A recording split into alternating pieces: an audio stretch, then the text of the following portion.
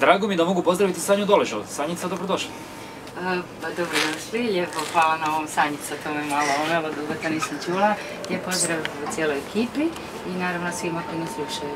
Apsolutno sjajno izgleda. Hvala vam lijepa. Kaže da žena treba znati prihvatiti kompliment. Htjela sam vas poslati okulisti, ali svejedno hvala lijepa. Dobro, možda bi mi trebalo, ali ne zbog ovoga, ste dovoljno blizu da vas dobro vidim. Jako ste blizu, vidim po tome, mislim doma, zato što ste mi slabo obučeni, ako neke tenisice na doma, nema baš velikih čizmi. Tu ste u Mihanovićevoj preko puta Botaničkog, tako? Tako, ja volim reći da živim u Botaničkom vrtu, ispod tamo jedne japanske trešnje. Blizu sam i navukla sam tenisice, došla sam u nekakvoj svojoj kućnoj garnituri jer ipak je ovo moje dvorište, moj kvart. Kako je živjeti u centru kada proljeće kasni? Grad, cijeli grad, ne samo centar, je kada proljeće kasni, kada nas zatekne ovako snijeg par dana prije Uskrsa, je malo naporno, prije svega zato jer je odmah kaos u prometu. Zapravo kaos u prometu se dogodi i kod velikih kiša. Kad je snijeg pa prođu ralice, onda sve ove uske ulice u centru zatrpaju sve one aute parkirane. Ima svojih čari u svakom slučaju kada proljeće kasni. Puno zanimljivih tema ispred nas, vratit ćemo se naravno malo u prošlost, to je neizbježno kad ste vi u pitanju, proći ćemo negdje od početka 80-ih, prve ljubavi, bit ćemo uz nove fosile u glazbenoj karijeri, zbog toga mislim, ne? Ali me zanimaju nekakve stvari koje su vezane uz vašu televizijsku karijeru, koja na neki način čini mi se sad već neko vrijeme stoji, a dobro vam je išlo? Na moju veliku žalost, jer televizija je definitivno u ovom periodu moga života moja najveća ljubav.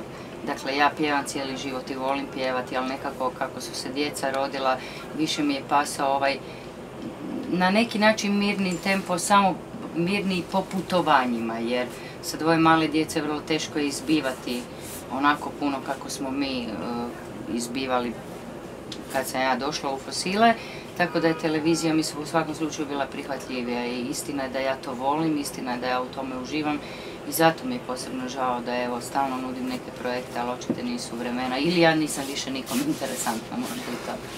Proći ćemo naravno i te aspekte, sumnjam da niste nikom interesantni. Iz pouzdanih izvora znam da se volite tu i tamo hraniti u kineskim restoranima, to točno? Istina. Obožavam kinesku kuhinju, moj suprug pokojni i ja smo stvarno vrlo često odlazili ne samo ovdje kod nas, nego i svuda po svijetu gdje bi došli, prvo bi tražili kineski restoran, da ne znam otkud vam ta informacija. Bravo, šta Ljupku Dimitrovsku se zaboravio. Ona je bila meni jedna od dražih, ali naravno Sanjicu je teško nadmašiti. Sanja Doležal, naša današnja gošća u drugom danu Kvartoteke ovdje u Donjem gradu, na Tomislavcu. Ajmo se malo vratiti u te 80-te. Za prvu ljubav, dakle prvi pravi bend u kojem ste pjevali, kažu da je to prvi bio teen band na prostoru tadašnje Jugoslavije, a zapravo ta priča teen bendova se tek kasnije onda proširila svijetom. Dakle, pioniri na svaki način. To su bila lijepa vremena, jel da? Da, pioniri maleni. Da.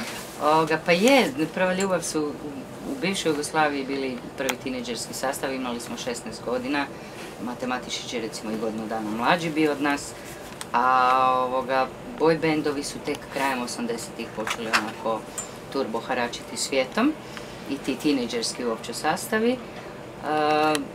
Lijepo je bilo, bili smo mladi, bili smo neopterećeni zapravo i uspjehom i zaradom. Uglavnom sve što smo svirali te 2 godine, snimili smo i dve velike ploče, 2 LP-a.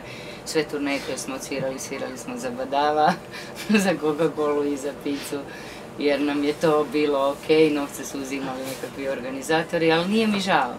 Puno sam naučila, bilo mi je prekrasno, pjevala sam pjesme koje nikad poslije više nisam pjevala, nekakav i rock and roll i Rolling Stones i baš sam uživala, moram priznati. I onda prije točno 30 godina, kao klinka možemo slobodno reći, dolazite u Fosile. Je li vas bila frka?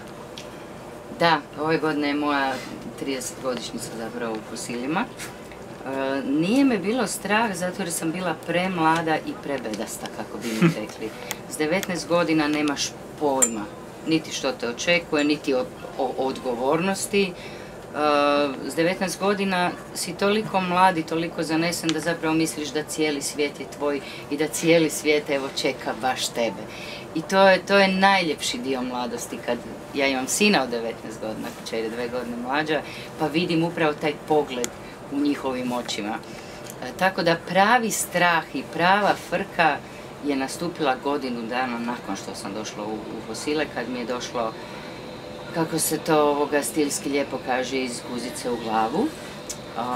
Što sam ja učinila pristankom kad sam rekla da ulasku u Fosile, tek sam onda shvatila i koja je to odgovornost i kakvu sam izvanrednu pjevačicu naslijedila, Đurđicu, koja je izvanredno pjevala, koja je bila stvarno divna osoba, koja je imala svoju publiku, koja je otpjevala milion hitova.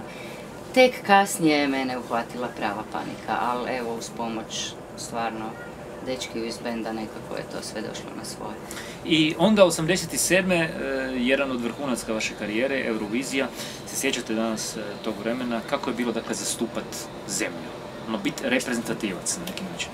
Sigurno je da je to vrhunac nekakvih naših karijera i velik je to osjećaj, velika odgovornost, tvoja zemlja te izabere, izađeš van, ne nosiš ime i prezime na leđima ili na nekakvoj... Ili dresove. Ili dresove, ali svi znaju, svi govore, oni su iz te i te zemlje, svuda gdje god dođeš zapravo je ime te države koju predstavljaš na prvom mjestu. Bilo nam je predivno 8 dana u Belgiji, u Brislu, upoznala sam kralja i kraljicu, imali smo prijem kod njih jedno jutro na doručku u njihovom ljetnom nekakvom vrtu, u dvorcu. Dosta naporno jer su bile probe i ujutro i popodne da bi sve savršeno štimalo, pa na večer smo se htjeli malo veseliti, malo ovako se družiti sa drugim ljudima, zato je bilo sve naporno. Ali u trenutku kad sam se popela tu subotu na binu, bio je moj rođendan, 9.5. svibanj, upravo te subote, kad sam čula da je voditeljica Viktor Laslo rekla ne sjećam se više na flamonskom vjerojatno jeziku, da je mladoj pjevačici upravo danas rođendan, meni su se odsjekle noge i te sljedeće 2,5-3 minute koje sam navodno otpjevala, tako kažu, uopće ne pamtim. Da, to se nije primijetilo, ja kako se sjećam, nije se primijetilo. A malo je ipak. Dobro, lažem, malo je. Ne šalim se, ja ovako iz ove perspektive sada se ne sjećam da je. Ajmo probati zaokružiti ovu nostalgičnu priču. Jel bi se vratili nazad, da možete? Ne bi se vratila i ne bi ništa drugačije napravila, ne. Mislim da svako vrijeme nosi svoje. Cijela ta priča s Fosilima je bila predivna. Iako ja nikad nisam htjela biti pjevačica, Bogu sam zahvalna da me ipak odveo na taj put. Čak i moja velika ljubav prema novinarstvu se na neki način ispunila sa ovim televizijskim projektima, pogotovo sa talk showom Sanja. Već 7 godina pišem u Veritasu. Rodila sam 2 predivne djece, sad su oni već veliki, gledam njih kako se raduju na neki način životu koji je pred njima. Tako da ne, vratila se ne bi. Možda bi voljela izgubiti viša kila koje sam dobila od tada. Sreća što nema kamere tu, pa da pokažem kako ste u krivu. Sanjica izgleda apsolutno fantastično. Sanja Doležal zajedno s nama ovdje u Kvartoteci. Pričali smo o nekim prošlim vremenima, pa sam samo napomenuo da ću vam postaviti pitanje da vam se danas klinci odluče za ovo što ste vi radili u životu, dakle za jednu pjevačku karijeru tako mladi.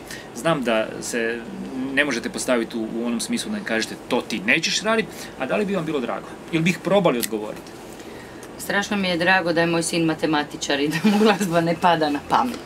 Ali kćer pjeva i sebe vidi u tom poslu, iako ja nisam time presretna tom njenom odlukom i sve se nekako nadam, još je mlada, da će promijeniti mišljenje, naravno da ću je podržati. A nisam sretna zato jer ipak su drugačija vremena nego kad sam ja imala 16-17 godina i počinjala sa prvom ljubavlju. Danas je zbog tehnologije možda lakše snimiti pjesmu. Mnogi mladi koji ne znaju svirati instrument zapravo kompjuterski rade, koliko god je to meni Matematički? Matematički, evo dobri matematičari danas skladaju pjesme, te nekakve nove stilove, ali to je lakše. Međutim, samom tom tehnologijom i konkurencija je veća i kvaliteta pada i mislim da je danas mladima zapravo teže u tom poslu. Malo smo dekadentni. Živite tu u Mihanovićevoj, pričali smo kako po gradu, po centru se najčešće krećete, pješke ili nekim drugim prijevoznim sredstvom? Da, helikopterom, biciklom. Ja sam biciklistica već 10 godina i auto uopće ne koristim, ukoliko ne moram otići negdje van Zagreba. I na plac idem biciklom i bicikl ne koristim samo u ovom periodu kad je snijeg. zato jer je onda zapravo su te staze od tog snijega zatrpane, ali čak i po kiši, čak i po zimi, imam i kabanicu za bicikl, to je za sebe koja pokriva i bicikl. Sve obavljam i sretna sam jer ovaj uži dio grada relativno dobro pokriven biciklističkim stazama. Znači, infrastruktura postoji, a ono što sam ja primijetio, sam rijetko kad na biciklu, da još uvijek ne postoji kvalitetno razvijena kultura. Ne samo što se tiče biciklista, nego pričali smo malo što se tiče pješaka i vozača automobila.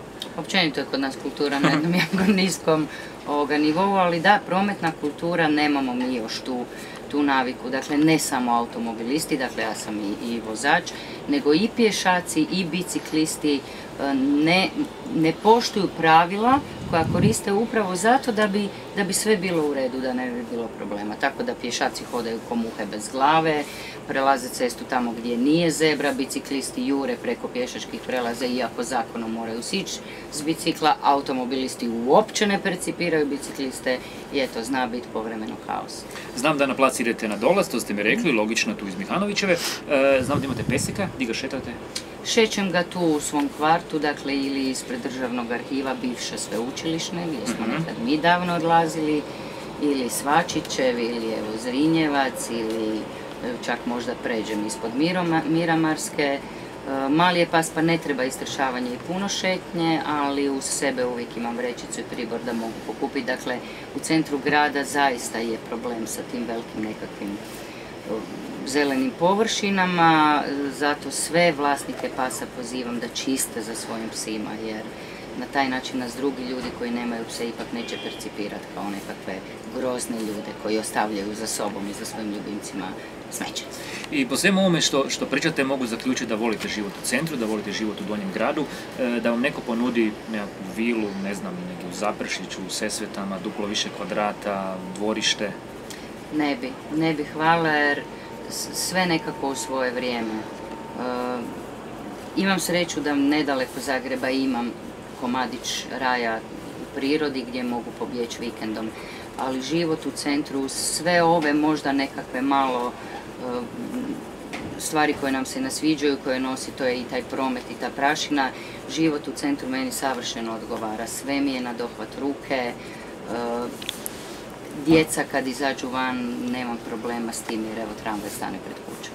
Ali da vam neko ponudi sutra televizijsku emisiju, to bi pristalo? Odmah, bez razmišljanja. Evo, pristala sam već danas, pa nek mi sutra netko ponudi.